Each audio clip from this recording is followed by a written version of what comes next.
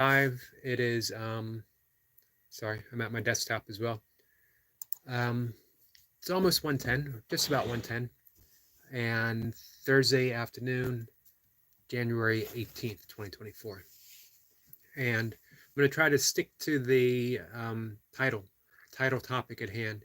And as I mentioned, it's going to be a live edition of Books and Burpees, tradition started by Simone. And definitely check out his picks as well as some of the others.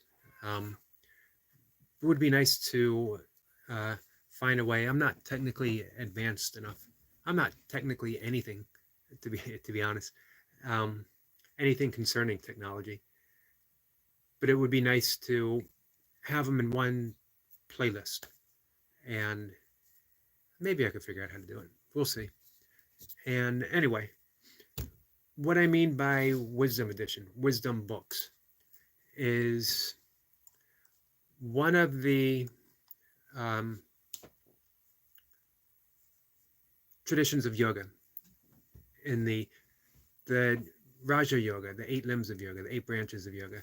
There is this is outlined by Patanjali in the Yoga Sutras, which is one of the books that I have queued up to talk about. It's not going to be a book review. I'm just going to mention and hopefully relatively brief some of the books that are my study guides, my self-study, the things that I refer to that I read before bed to allow them to sink in deeply.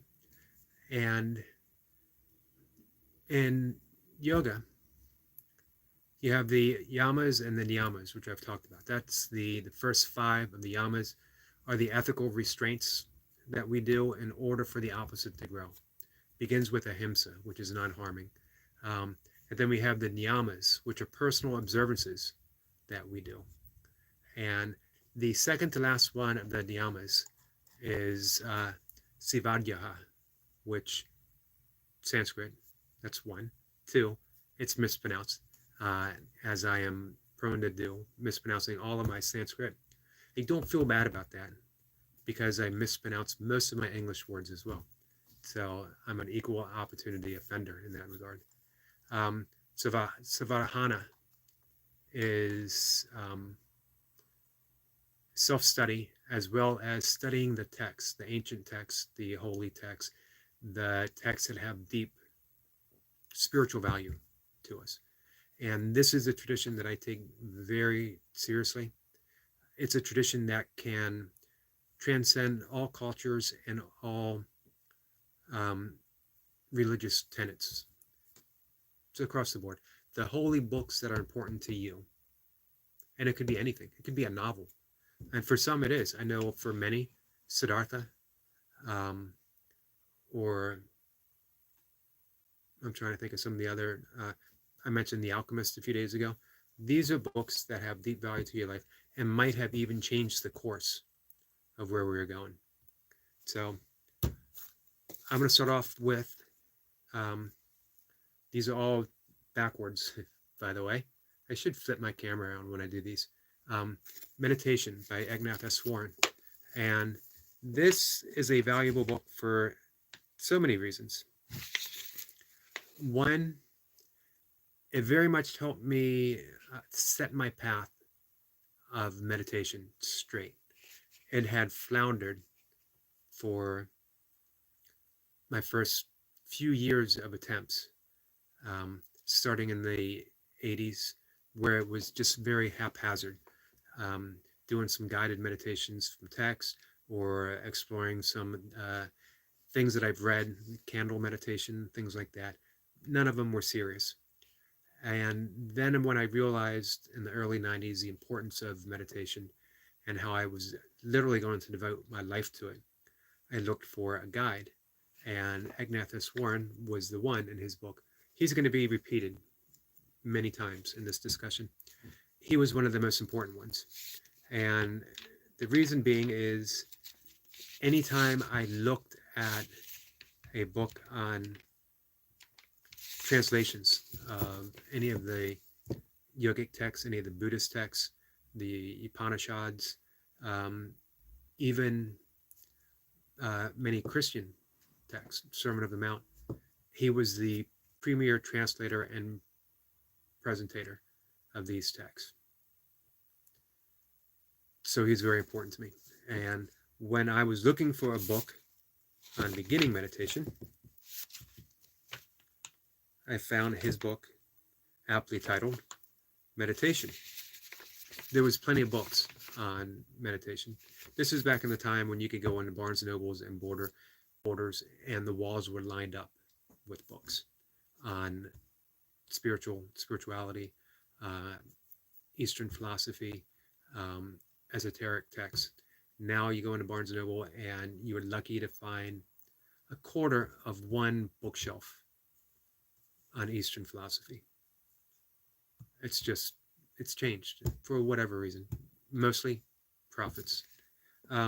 So when I picked up his book, Meditation, hoping to find a text on meditation, there was plenty on transcendental meditation, but you pick it up and you read through the book, and towards the end it'll say, well, we can't teach you how to meditate in the book.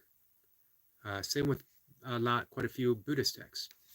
I picked up Meditation, Eknath and the beginning chapter, he says, I'm going to suppose that your purpose in picking up this book is to learn to meditate.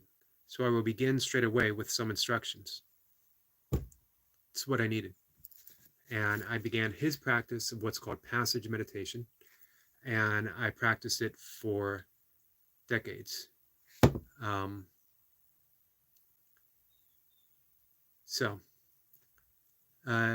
Higashi, am I pronouncing that right? Higashi? Sorry, if I mispronounce it, I apologize. Nice, Books and Burpees, great combo. Thank you. This is from Simon Trask-Grader, who is a German burpee practitioner, scholar, deep thinker. He started the idea, and I loved it. So we've been doing, I think he's done 2 or 3. I think this is my 3rd. And it's a tradition, hopefully, we'll keep doing. So passage meditation is you take a spiritual passage that has a deep, deep tradition, a deep, deep message, and you think it to yourself slowly, word by word by word by word. If you lose track, if your thoughts go astray, you simply return back to the start. You do that for 30 minutes once a day.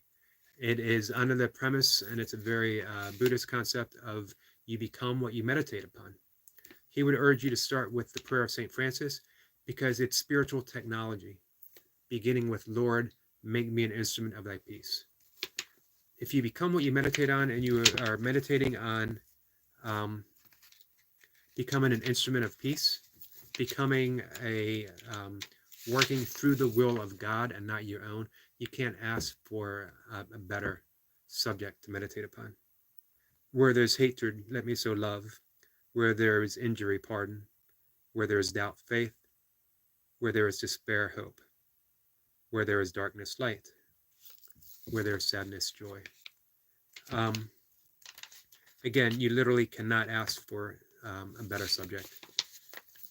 And the subject truly is the self, is getting deep into the essence of the soul and allowing it to unfold in our personal life, in our everyday lives. That's the whole message of his book, Meditation, and his meditation path. Higashi said, beautifully said. I appreciate that, my friend. Now, you heard me mention that one of the branches of the niyamas, which is the 2nd branch of the 8 branches of yoga, they talk of self-study or study of the spiritual texts as one of our practices, one of the practices of yoga. It's not just physical postures. Eknath also has his 8-fold path in here, and his last one, reading from the scriptures and mystics of all religions. So I started that practice. Let's see, Higashi says, you got a new sub, bro. Hey, thank you. I appreciate that. Keep up the good work and hard work. I will. Thank you. Got to get back to work. Have a great day. You too, my friend. So that's the first book to start us off in the Wisdom Book Edition. Meditation, Eknath. This is an old copy. Second one, in no particular order. How to Know God.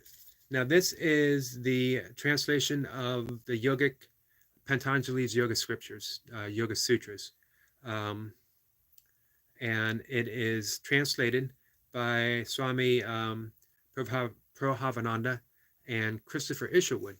Christopher Isherwood, you might know as the author of Berlin Stories, as well as other um, novels back in the 40s and 50s, even the early 60s. He actually, I think, passed away. I think he made it all the way to the 1980s. I'm not sure. And again, this is the translation of the Yoga Sutras, which is a very important text in the yogic tradition. It is basically yoga, how to do yoga, honest yoga, not just the asanas. Asanas are a very, very slim portion of yoga. As a matter of fact, if you only sat in Sukhasana, easy pose, and meditated and lived a well-meaning ethical life based upon the principles of the yamas and niyamas, you would be a fully practicing yogi, even if you never did another asana other than sit in the easy posture. That would be it. This is one of my favorite translations and commentaries. There are many, and all of them are good. I enjoy the ones with in-depth commentary quite a bit, and this one does very much so. Book number 2. I probably 3 or 4 nights a week, this is the book that I go to fall asleep to. It's the last thing I read before I put it aside and close my eyes, along with some others that we'll be getting to. Speaking of, the Upanishads. Many people associate this with wisdom of the Hindus, but really it transcends Hinduism, and it is a yogic Vedic text. It is a book that describes the metaphysical formation of the universe. It tells us of the sacred word Om. It has the deep secrets of life and death and everything in between. The Upanishads are a book that you can just dive in and return to time after time after time, and you never lose, no matter where you dive in, you never lose track, because everything, even every sentence, is a word of wisdom.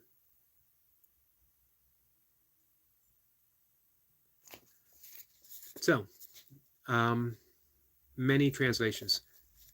This is just one. I have copies laying around all over the place. This sits at my desk. And this is actually translated by the same Swami as How to Know God, a different co-translator, by the way. So I always have a copy nearby. And then we come to another Hindu Vedic yogic. As a matter of fact, alongside of Patanjali's Yoga Sutras, this may be the single greatest yogic text of all, and it is the Bhagavad Gita. This is probably my favorite translation. It's by Stephen Mitchell, who also, and I should have this here, but I don't, the Tao Te Ching, and we'll get to that towards the end. Stephen Mitchell is also a translator of the Tao Te Ching, the Book of Job, quite a few other texts, and by far this is my favorite translation. Although Agnatha has several translations that I love, probably equally as well. I think I love his Agnatha commentary the best, versus just the translation here from Stephen Mitchell. And I don't know if the Bhagavad Gita needs an introduction to anyone. It's just a complete book of wisdom, of spirituality, of yoga. He describes the 4 paths of yoga, um, Karma Yoga, Bhakti Yoga, Jnana Yoga, and Raja Yoga. And it is a conversation between Arjuna, the great warrior, archer, charioteer, and his charioteer, Krishna, incarnation of God, who is guiding Arjuna through the battlefield, really of his mind. This is a book of consciousness. You can study the Bhagavad Gita for your entire life, and it will always be fresh every single time you open it. It was the great book of Emerson, the great book of Thoreau. It is a book that Oppenheim quoted from when he saw the very first atomic bomb test go off. And he talked of Vishnu the Destroyer. Highly recommend. This is another book along with Yoga Sutras and the Upanishads that at least once a week I'm opening it and I'm reading it as my bedtime text. When you read before bed, the words sink into your consciousness as you fall asleep, and they play through, and you wake up refreshed. You wake up with that spiritual essence carrying through the very veins of your spiritual body.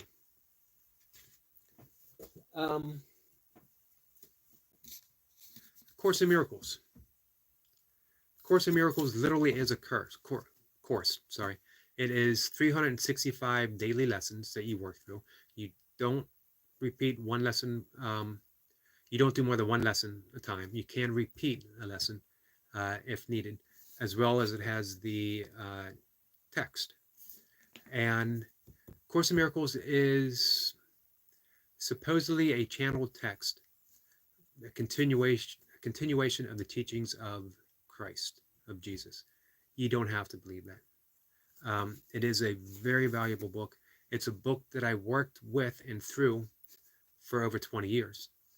Its main role is to see the role of the ego and then diminish it, and then live a life free of the grasp of the hold of ego, which makes it a very hard book, especially the coursework, to get through, because the ego does not want to be diminished in our lives.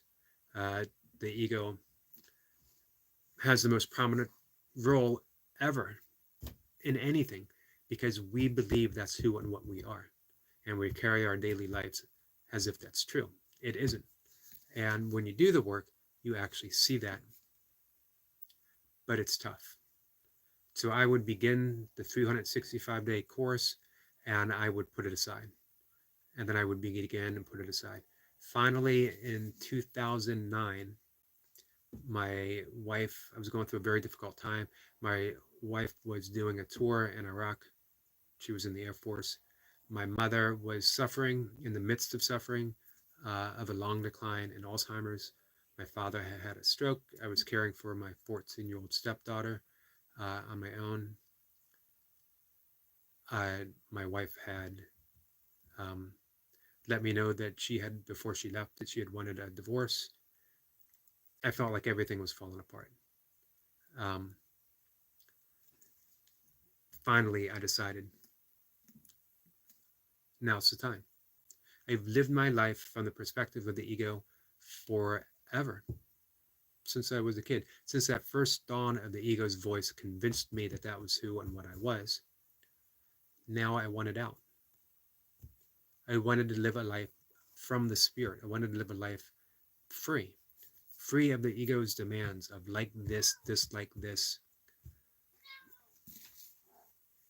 This book was key.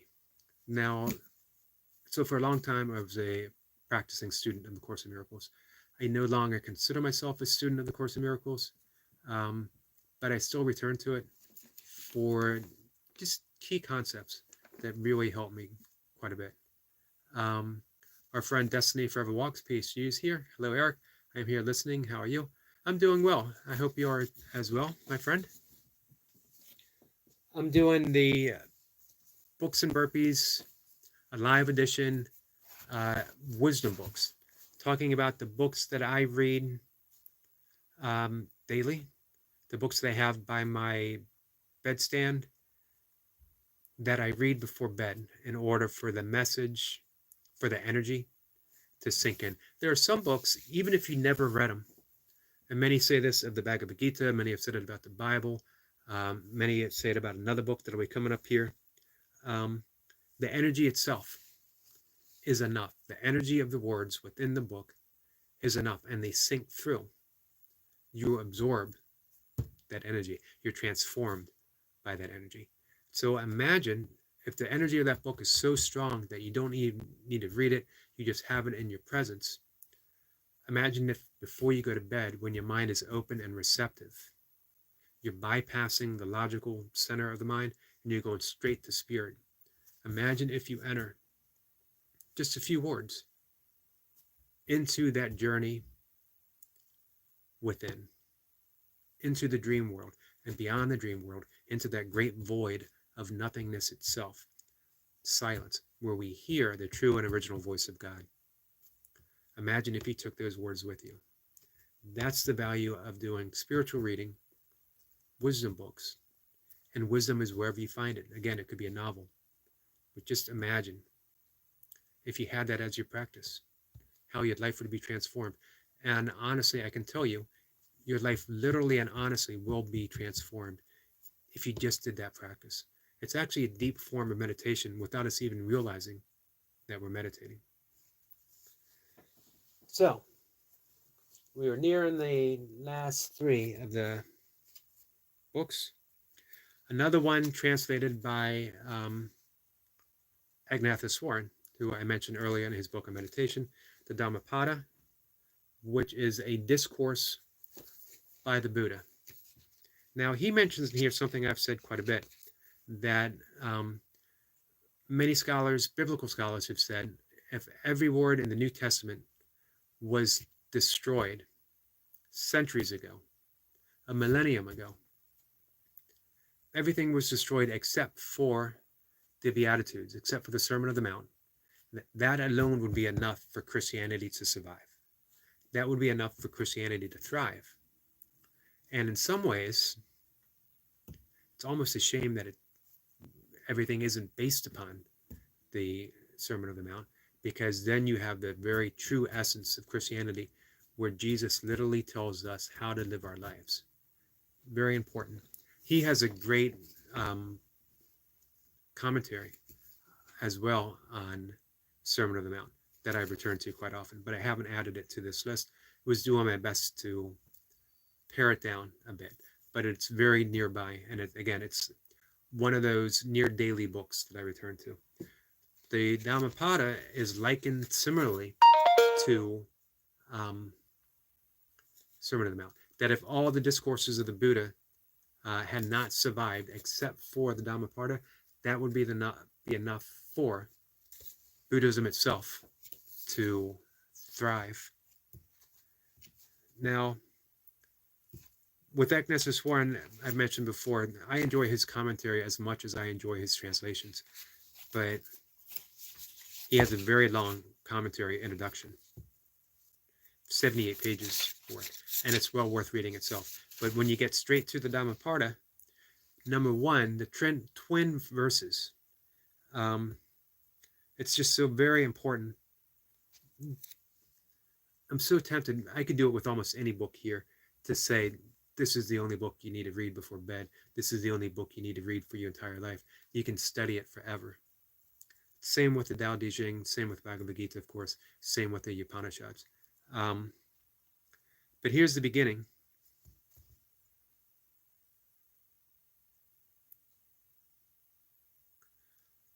Very first of the twin verses, number one, our life is shaped by our mind.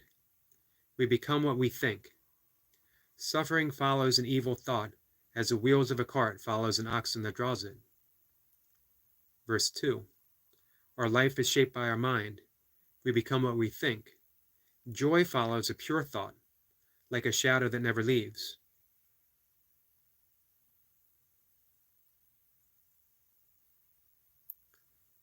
He was angry with me. He attacked me. He defeated me. He robbed me. Those who dwell on such thoughts will never be free from hatred. Hey, our friend James here. Thank you for showing up. I appreciate that. That actually means quite a bit because I know how busy you are. I know how big your channel is and how many people you reach. So thank you very, very much.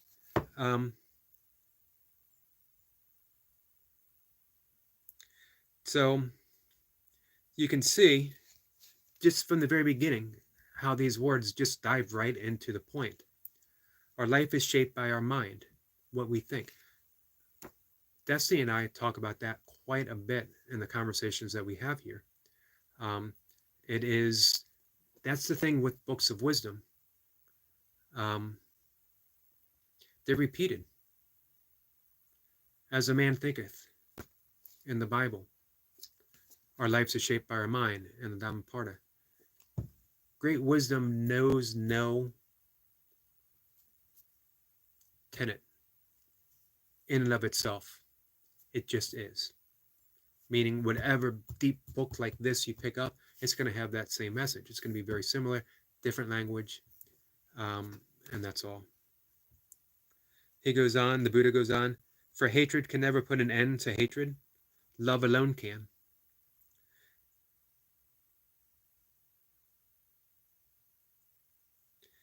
People forget that their lives will end soon.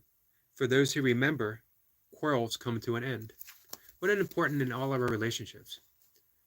If you realize how temporary life is, if you realize how brief our life is, would you spend it?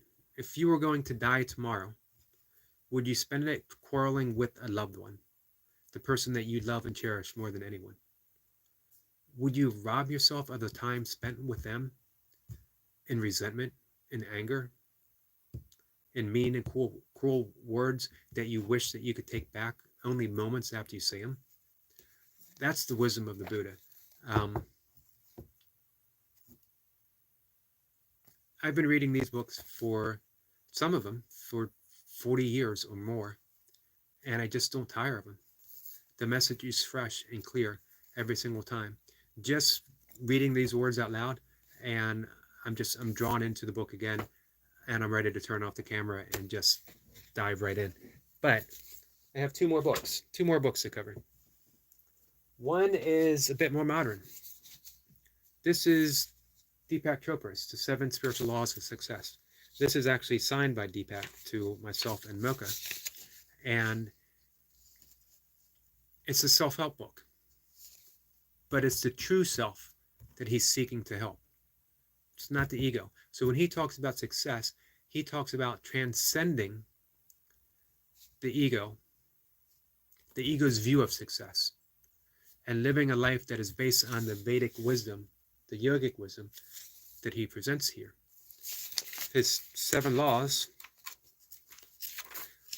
which I actually teach when I teach meditation, and I try to implement in my life, and I have since the early 90s when I read this. It's the reason why I began practicing mantra meditation and decided to teach it, and I teach it in the tradition of Deepak Chopra. I'm a certified meditation instructor, teacher from the Chopra Institute. I teach primordial sound meditation. The 7 spiritual laws of success, and remember the success that he is speaking of is the success of spirit. The law of pure potentiality, the law of giving, the law of karma, or cause and effect, the law of least effort, the law of intention and desire, the law of detachment, the law of dharma, or purpose of life. He tells you practice each one a day, 7 days a week, laid out, and he tells you how to practice them each day, from silent meditation to spending time in nature to selfless service, all the way through how to practice. It is a short book. I read it twice a year, sometimes more. without fail, and I have since, I believe, 1993. It's a book that's changed my life. In a way, um, it's the book that quantified my life. This is the direction I want to go. This is the book that made me decide that I was going to teach yoga, but again, not the yoga of asanas, not just the physical fitness of yoga, but the true message, the true meaning of yoga as outlined in one of the first books I talked about, Patanjali's Yoga Sutras, the 8 limbs of yoga, how to go from a life based on the physicality of the world to a life based upon the spiritual essence and energy of the world. That's yoga. And the last book, a book that I have been continuously reading for 30 years, just about. The Tathagata's I Am That. And I go through it, and I start again, and I go through it, and start again. And each time I do, I am left unmade, meaning I am reverted back to original I am that, original essence, who I am before stories, who I am before words, who I am before a single thought, just essence. And then, of course, as life goes on, I fill up again. My ego fills up. Thoughts, concepts, stories, all that comes back. That's how life works. But as I work through the book again and again and again, I'm diminished once more. I am just spirit. I am that. That's the importance of this book. That's why it's a continuous read for me. Never ending. Never wanting it to end. As soon as I hit the very last page, I am back to page 1 and I start all over again. And I will probably for the rest of my life.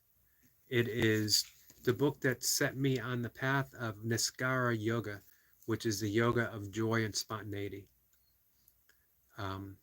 It's the pathless path, or as they say in Zen, it is the gateless gate. Our friend, It Is What It Is, Lewis is here. Good morning, YouTube family. Good morning, Lewis, how are you? This was the last book. I Am That, Nisargadatta Maharishi. An extremely important book in my life, as you can tell by the fact that I have said that I continuously read it, never ceasing, not even for a moment. And it just plays through me. The words themselves, Nisargadatta's voice plays through my life. There's nothing that is not touched by the energy of this book. This is the book, if you never read it, but you just kept it with you, you would absorb the essence of the book. Osmosis, just holding it in your hands. So that is the end of Books and Burpees, the live edition, wisdom book edition. Appreciate anyone who's listened. Let's see, getting on to other matters briefly, and then we'll call it a day. I'm waiting to hear what the doctor had to say from It Is What It Is. He said that he's feeling good. How are you guys doing? I'm doing pretty well, considering I've just talked for 35 minutes on books and what they mean to me and why I read them, why I've read them, why I'm carrying them with me, and how to do wisdom reading, how to do spiritual reading before bed, letting the words absorb into your mind, into your spirit, into that dream essence that we take with us. And it's an important practice, reading those words wherever you find wisdom, the Bible, the Talmud, the Bhagavad Gita, the Upanishads. It could be a novel of great importance to you. One of the novels is Somerset Maugham's The Razor's Edge. A great novel, but it has such deep spiritual wisdom to it. It's another one of the books that I return to every couple of years.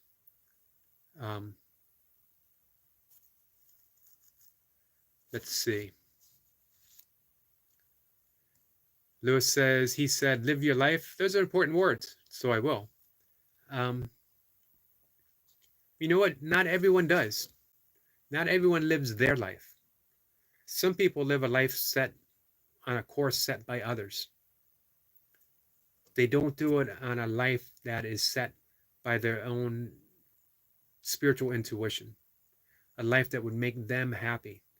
A lot of people think, well, I have to do this and that to support whomever. But are you really supporting somebody if you are not living your life joyfully? Because they're only getting part of you.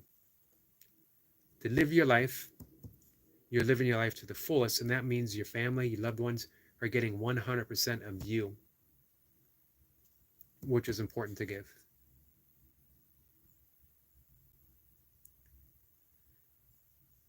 So, Destiny says she's watching Lewis, his recent burpees video. You were doing super amazing. Yeah. Um, one, you'd be doing super amazing if you were just coming back after a couple months layoff. But adding in your injuries, um, that's what makes it even more amazing to watch, more fun to watch too. Everyone loves a good comeback story. Um, so, because it shows us what we can do, what we're capable of. So, I'm glad you got some positive news from your doctor.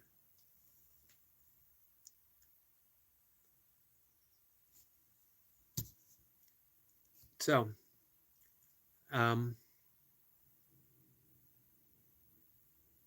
let's see. Lewis says, appreciate that, Eric. Yeah, the doctor said to go ahead, and that's all I needed to know. So next week, I will amp up the burpees. It's been a successful week. Day 4. Are you going to be going through the weekend, or are you taking the weekend off to recover?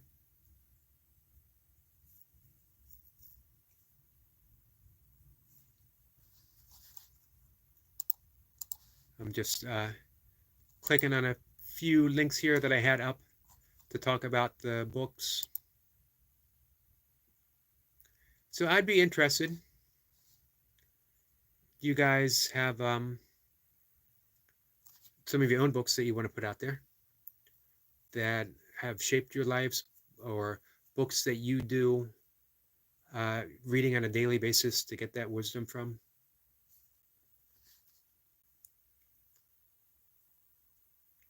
Chris Lopez, Fitness is here. Hey, thank you for joining. You are another one that I very much appreciate being here and stopping by, because someone else who I know is extremely busy, always on the go, always working. So to take time out to my tiny little YouTube channel, I really appreciate quite a bit. Between you and James and my good friend Destiny and my good friend Lewis, this has been a fun time. So thank you all actually for joining. This is the reason why I started my YouTube channel, was just to share stuff like the books that I've been reading throughout my entire life, the books that have brought me to the point where I am now. But beyond the books, book's just a book, no matter how important the words are. It's the energy of the book. It's the spirit of the book that isn't really contained in the words. It's contained in the energy that the words represent. And one of the books I mentioned, The Course in Miracles, they say words are but symbols twice removed. Just a symbol of the essence. The actuality is silence itself, which is why in the Psalms it says, be still and know that I am God, which is why Herman Melville said in Moby Dick, silence is the only voice of God. To know God means that we quiet the ego and we learn to listen, to not always offer a response, to not argue with God, saying not this, not this, not this. If we truly believe that God gives us everything, then our true prayer should be what Meister Eckhart, the great German mystic, said, which is thank you. His line was, if the only prayer we ever say is thank you, that would be enough. Because we don't know the depth of every gift that we're given. We don't know why it's given. We just know that it has been. And we also know that it comes from the ultimate source where everything is given. And we could call that ultimate gift the void, the absolute, nothingness, Krishna, Vishnu, Yahweh, Christ consciousness, God, the Great Spirit, the Tao. They're symbols, words, not the essence of the thing. That's why the Tao Te Ching begins with the Tao that can be spoken is not the true Tao. Let's see. Destiny says, Eric, my favorite book that I read almost daily is called Know the Truth by Gordana. I'm going to mispronounce the last name. I apologize. Vermet. I'm going to look that up. Because I know that if it's coming from Destiny, if it's coming from you, my friend, and you're saying that it's a book that you return to, it's your favorite book, then I know it has that same energy of all the books that I mentioned here. Because I see you on your channel, and I mention this all the time, and the joy that you put out, and the fact that all you want to do is serve people. All you want to do is inspire. All you want to do is share your joy. If there is a book that you return to that has led you to that, that's an important book. That is most definitely a book that I would want to dive into.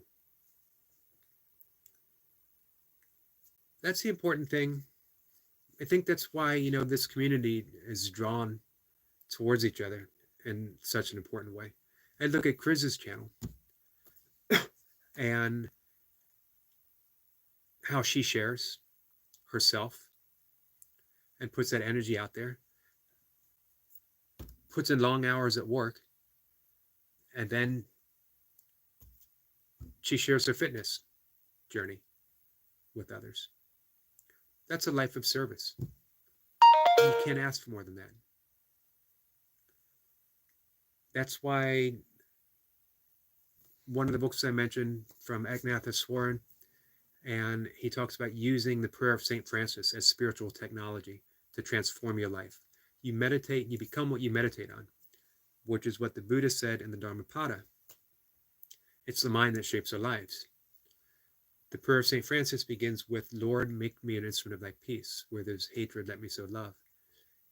We are asking the Lord, we're asking God, and he's saying this in the Vedic yogic tradition, that the way to reach God isn't to petition outwards, isn't to petition to a separate God somewhere off in a distant heaven and hope that if we say the right words in the right way, we're going to be heard.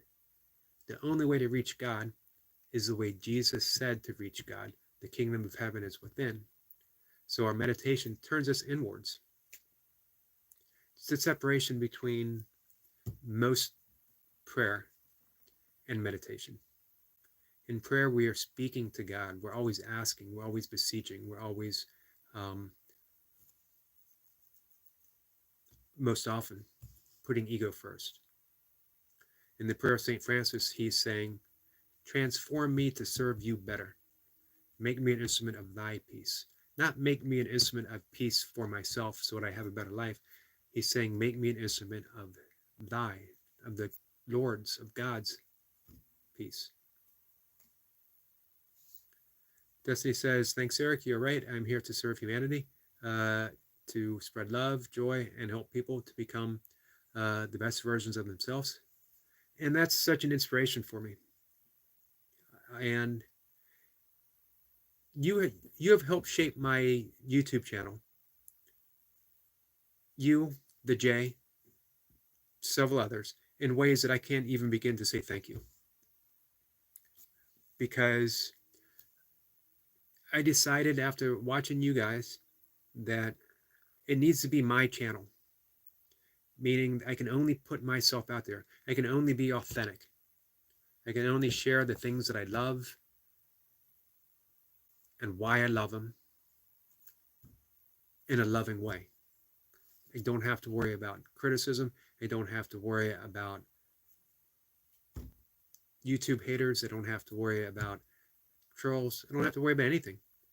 I just put out my best authentic self, the only self that I have. Everything else is just a story. And when you do that, even when you're afraid, you're still fearless. Because you're on track. You're on purpose. You're living a life of service, as Destiny said. When you're living your life in service to two things, and in the end they merge to one thing. When you're living your life in service to others, you are in turn living a life in service to your deepest self. When you are living a life in accordance to your deepest self, your true self, you're living a life of service for others. It's a seamless path. And you know what? It's a beautiful realization because it sets you free. Doesn't mean you don't have problems. Doesn't mean that issues won't show up. Doesn't mean there's not going to be bumps along the way. You take it all in stride. You don't falter. How can you falter? Because everything is, as Ram Dass said, grist for the mill. Everything is grist for the mill, which means it's all in perfect divine order. It's not a mistake, it's an opportunity. And when you share it and you say, hey, this is my burden right now. I don't like it. I don't want it. I wish it wasn't here, but guess what? It is. And I don't know how I'm going to deal with it, other than I'm going to deal with it. I'm just going to take this step right now. I'm going to accept it. I'm going to accept that this is what my life is. And in that awareness, everything begins to change. That's the secret of yoga. The secret of yoga isn't how to do a headstand. It's not getting in the lotus position. It is realizing the fluctuation of the mind and to be able to watch it, to know that you are not the stuff that's going on in your life. You are the witness to the stuff that's going on in your life. You're the pure awareness that is simply allowing and allowing and allowing and allowing. And then when you view that, the energy of the situation begins to change. Because when you say awareness, you could just as easily be saying unconditional love. Unconditional love is such a hard concept to wrap our head around for the very reason that it's not a concept. It's the actuality of what is. So when we say, I'm aware of this, we're also saying, this is held in love, even the bad stuff. Because awareness doesn't pick and choose. We don't say, I'm aware of this, I'm not aware of that.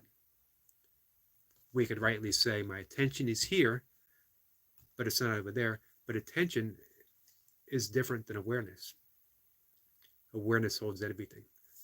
Nothing is left out of awareness. Nothing is left out of unconditional love. Destiny says, when you live in your truth and walk in your purpose, you will get more rejection from people. I found that to be absolutely true.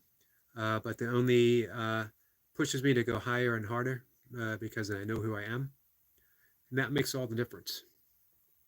It's like the prayer of Mother Teresa. We do it anyway. What you build, someone else will tear down. Build anyway. What you love, someone else will try to diminish. Love anyway. And she finishes with, in the final analysis, it was never about you and other people. It was between you and God anyway. Important words. So, all right, guys. I think we're going to call it a day. I appreciate everyone showing up.